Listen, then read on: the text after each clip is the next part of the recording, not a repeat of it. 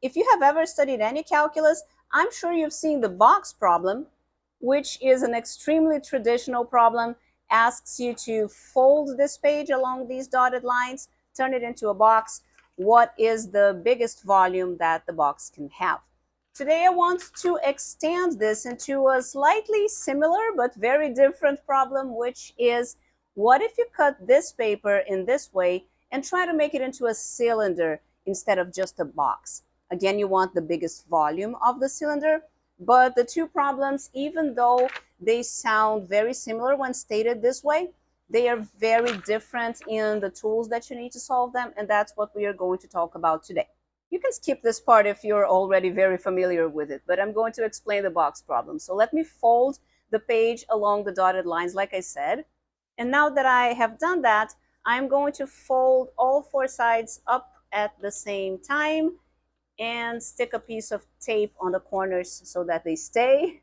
And as you can see, this turns into a little box, which would be a slightly different size if I had chosen to start with corners that were squares of a different size. And there are many reasons why I really like this problem. I think it's a really good problem to study when you're beginning to learn calculus. One of the reasons is that intuitively, a lot of people go, well, the bigger the square that you cut, the height of the box is going to be bigger. So that means the volume is going to be bigger. What do you mean you want the biggest volume? Just make the squares as big as possible. But of course, that is not the case.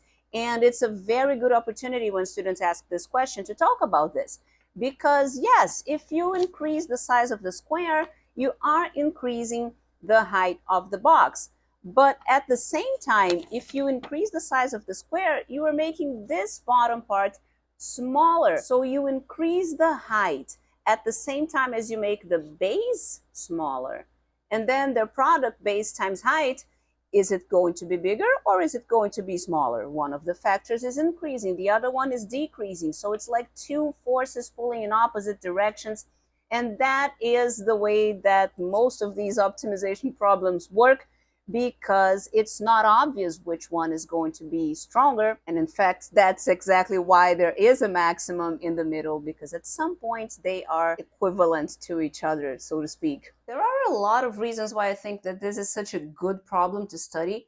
One of them is that it's just so simple to state, and the volume formula that we're trying to optimize is a very simple formula. I also really like that the problem forces the students to think about the domain of the function that they're studying in terms of the application that it's being used for, because this function is so simple that it doesn't have any domain restrictions. The value of x could be any real number, except that it can't, because first of all, it needs to be a positive number to be this length, and there's also a maximum number that it can be, which is when the corner squares would become too big and they would start to overlap each other, which doesn't make sense. So it ends up being that x needs to be between 0 and 10.5, which is half of the smaller side of the paper. And then there's always somebody who asks if the domain interval should be open or closed, and it doesn't really matter in the end, because both endpoints would give a volume of 0, which is not the maximum volume that you're interested in anyway, so it doesn't matter. But like I said, the function is very simple, but you still have to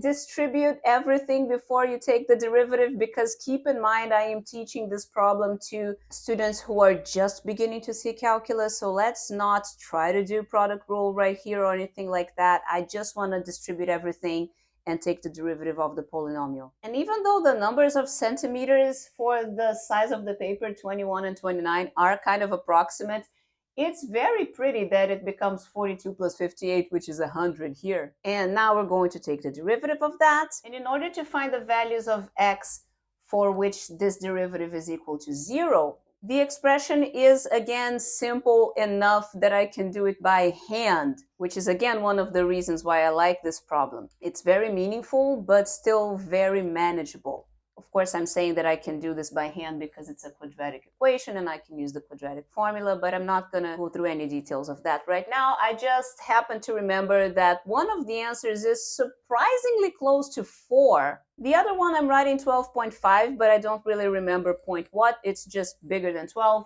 But this one is really, really close to 4. It's like 4.01 or something, which is a very nice answer to have.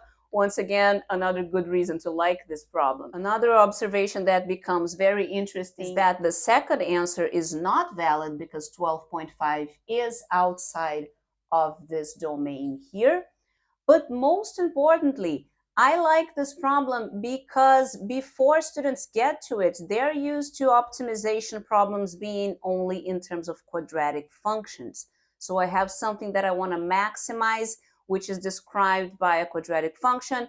And I have learned before that in such situations, the answer is going to be the vertex of the parabola, and the vertex sits halfway between the two zeros of the function, which in this case are 0 and 10.5. So a very common mistake here is for the student to just look at it and say, well, the answer is going to be 5.25, which is not correct. The answer is 4. So I think that this is a very good opportunity to show that, hey, not everything is a quadratic function. There's more to the world than that, and so on. So you can see that where I've folded the corners onto the back of the box, like here, these parts of the original page that are painted in black, they're actually wasted space. They're not contributing to the volume of the box or even to the surface area of the box because it's just an extra bit of paper here. So the black squares are, in a sense, wasted space. And the same is true for the other problem that we are going to study today. This black area is all wasted space because what's going to happen here is that I'm going to cut around this circle and this circle. This part here I am going to turn around to make the sides of the cylinder, and then the two circles are going to come on the top and on the bottom. I'm going to show that to you in a minute. But first I want to talk a little bit more about this wasted space, this wasted area. Because the original sheet of paper is approximately 21 centimeters and 29 centimeters in the other direction. So 21 times 29 is 609. But the surface area of the box that we made is not 609 because of this wasted space in the corners here. And likewise, the surface area of the cylinder that we're going to make with this, it's also not going to be 609 for the same reason. All of the black parts of the paper are not going to be contributing to the surface area. Which leads me to ask a different question, which is, what is the biggest box that I could possibly make with surface area 609? And what is the biggest cylinder that I could possibly make with surface area 609, which are not going to be the box and the cylinder that I'm going to make with these papers, but it's going to give me an upper bound. And a lot of times we are interested in calculating an upper bound for something before we actually calculate the thing, because it's not exactly an approximation. An approximation is a number that wants to be close to the actual answer. An upper bound doesn't necessarily want to be close. It just wants to be bigger. That's why it's an upper bound. But it can be just a tiny little bit bigger, or sometimes it's going to be a lot bigger. In general, there is no way to tell from the beginning if it's going to be close to the actual number or far away. But if it's an upper bound, then at least you already have some idea of what to expect from the actual answer to your problem. I'm interested in knowing what is the biggest volume that I can make with this cylinder, but if it's easier to answer the question, what is the biggest cylinder that I can make with area 609, then I know that the answer to my question that I'm interested in is not bigger than the biggest cylinder that I can make with area 609. So it might be interesting to ask the upper bound question first, provided that it's easier to answer than the original question, because if it's the same level of difficulty, then you might as well just answer the question that you're interested in. So nobody really does this for the box problem because solving the problem itself ends up being easier than solving this upper bound question, which I am about to try to do. And the reason why I think that this is going to be a more difficult problem is because the box has 3 dimensions. So I'm calling them A, B, and C. The volume is just the product of those three dimensions. And this is the area that has to be equal to 609 because it is the area of the box.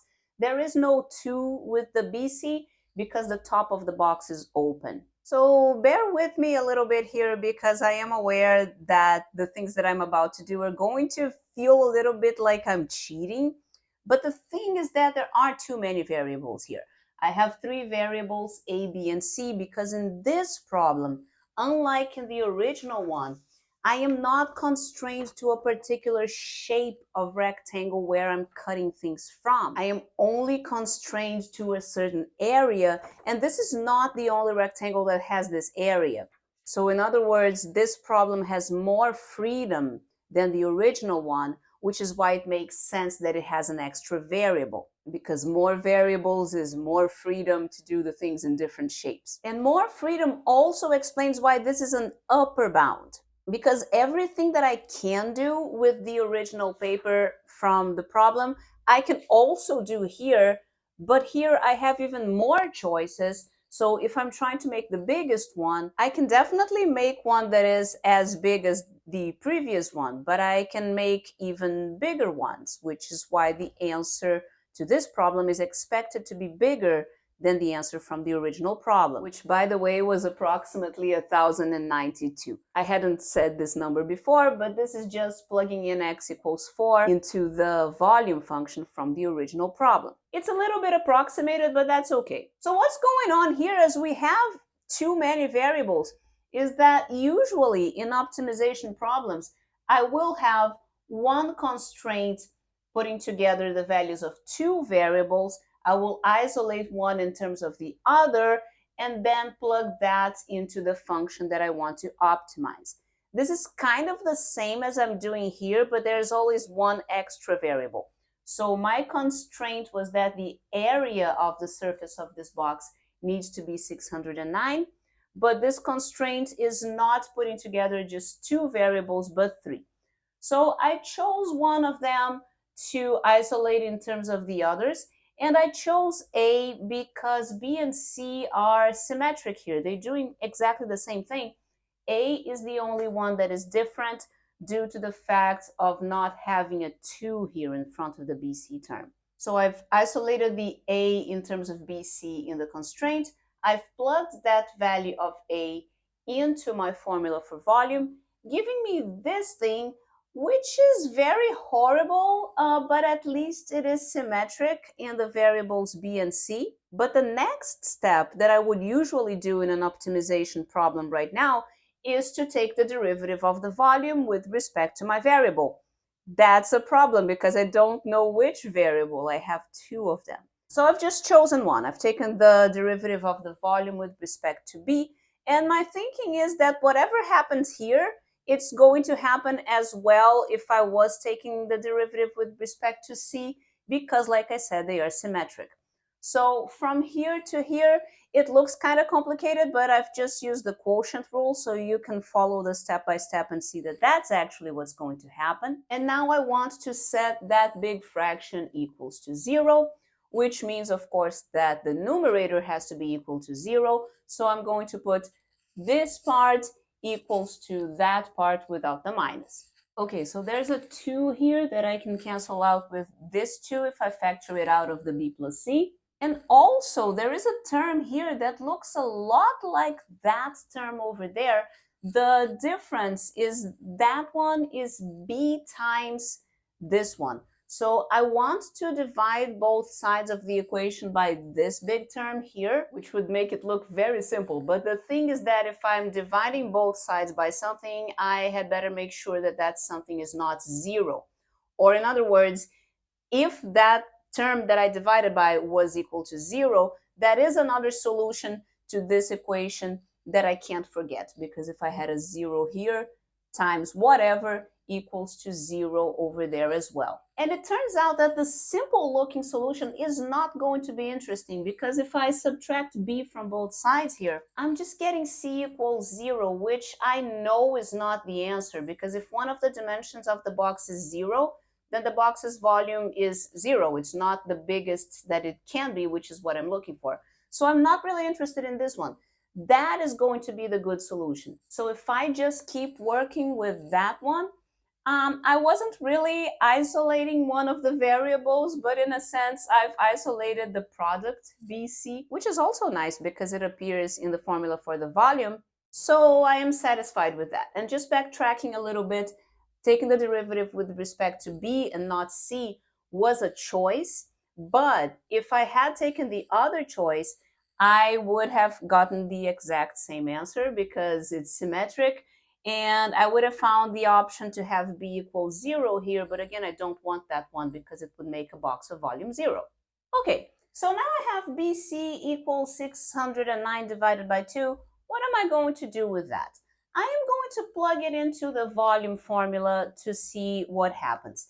It's not going to turn into a number yet because it appears as BC here and BC squared here, but the B and the C also appear separately in the denominator. So that's not going to be the last step, but let's do it anyway.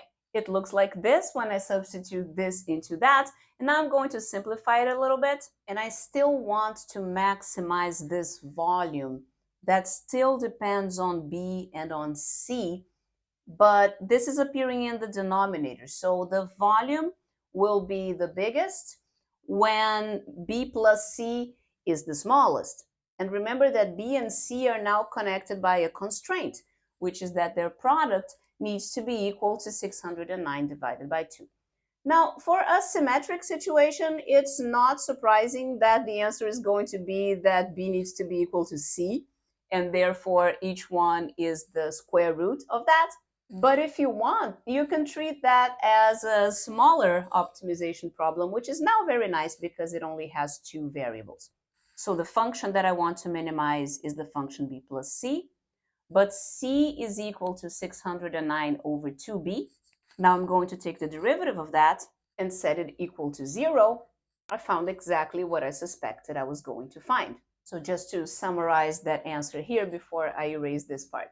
So putting this into the calculator, I find an answer of approximately 1,328, which, as expected, is a little bit bigger than 1,092 that I had from the original problem. And if you're interested in comparing also the approximate dimensions of the box, I find a height of 4.36 for this box, which, remember that the original one had 4 as an optimal value, so that's okay, that's pretty close. And for the other two dimensions, this time we found that they wanted to be equal to each other to make the volume even bigger, which again, the original page does not allow you to do because it is a rectangle.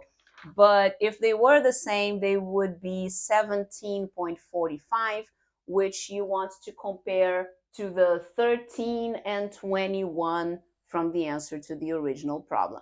So for the box problem, that was a lot of work for basically nothing because we already knew the answer. But the cylinder problem is different. It is a lot harder, and I am going to show you why right now. Let me just cut these circles. So the reason why the cylinder problem is harder is that when you wrap the page around on itself to become the sides of the cylinder, then you want this part here to be the top of the cylinder, but you can see that the sizes don't match. So the way that I've drawn my page originally, this circle is too big to be the top of a box that has this as the side area of the cylinder. So if I tried to wrap it around to be the size of the circle, I'm missing a lot of space there. I would need to wrap this a lot more in order to get to the other side. So another thing that's interesting here is that depending on how you cut it, this thing here that looks like a square is not actually a square, so you don't have to wrap it this way, but you could wrap it this way instead. You can see though that the way that I've cut it, it's pretty much a square. So this side is not a lot better. I also have a circle that is too big for my cylinder. So in the case of the cylinder, because I only have two variables, which are the radius of the base and the height of the cylinder, instead of having three independent dimensions like I had in the box, this time getting the upper bound is actually going to be easier than solving the complete problem. So here I have the formulas for the volume of the cylinder, which is what I am trying to maximize, and also the surface area of the cylinder. This is the side area, and these are the bottom and top circles. So this area is equal to 609, which now is the way that I am used to seeing things in optimization problems. It is one restriction connecting two variables. I'm going to isolate one of them in terms of the other, and it's definitely going to be easier to do height in terms of radius and not the other way around. Now I'm going to plug in this value of h into the formula for volume, which I want to maximize, which makes it into a function of just one variable, r. And now it's a very standard problem. I'm going to do a distributive here. Now I'm going to take the derivative of that, and I'm going to set it equal to 0, solve for r to find the value of r that gives me the cylinder of biggest volume. And that gives me a value for the radius of approximately 5.68, which I'm now going to plug back into this formula to find the corresponding approximate value of h. That gives me 11.37. And now I'm going to plug in both of these values into the volume formula to find my upper bound for the biggest volume of such a cylinder.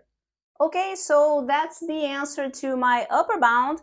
Let's write down these numbers so that we can compare the answer to the original question with this upper bound after we've finished solving it. So the problem here with the cylinder is that it's not really an optimization problem in the same sense as the original box problem was. I am not going to have a function that I can calculate the volume of the cylinder as a function of the radius of the circle, because I can't just choose any radius of the circle that I want. It has to be a specific value so that the box fits. Okay, so here I have drawn another example which leaves more unused space than in this sheet, and I wanted to stress the fact that this part down here is not a square, because in this example it kind of looks very much like a square, but it's important for us to realize that this is 21 and this is, well, sometimes it's 21 if r happens to be equal to 4, but r doesn't have to be 4. So in general, this is a rectangle, and there are two different ways in which you can turn this page around to make it into a cylinder. You can do it this way, such that the circumference of the top is 29 minus 2r, or you can turn it around this way, and then the circumference of the top is going to be just 21, which is the length of the page. And what we've seen is that this is not really an optimization problem. There are just two things that you need to compare. Which one of them is going to give a bigger volume? Is it when the circumference of the circle matches the 21, or is it when it matches 29 minus 2r? So let's just explore both of those possibilities. So the first one is if 2 pi r is actually 21. And in this case, the height of the cylinder is going to be the other dimension, which is the 29 minus 2r. So we have r equals 21 over 2 pi. We have the height is equal to 29 minus 21 over pi. And the volume is pi r squared times h. So let's plug the values into here. And we find these approximate values, which you can see are quite far from the upper bound. But that's okay. I think that's to be expected because we are losing so much space here. Now let's try the other direction. So in the other direction, if the circumference of the circles matches the vertical dimension here, then it means that we have turned the paper around and the height of the cylinder is actually 21. So in order to find this value of r, we have to just solve this equation up here, which gives us an approximate value of 3.5. So you can see it's not even that different from the previous one, which is 3.34. But the value of the height here is exactly 21. And plugging into the formula, we find a volume of 809, which is slightly bigger than the other one, which was 700 and something behind me here, making this the final answer to the problem. Even though it is kind of disappointingly far away from the upper bound, that's what upper bounds do. They are the best case scenario, and the reality doesn't have really to come that close.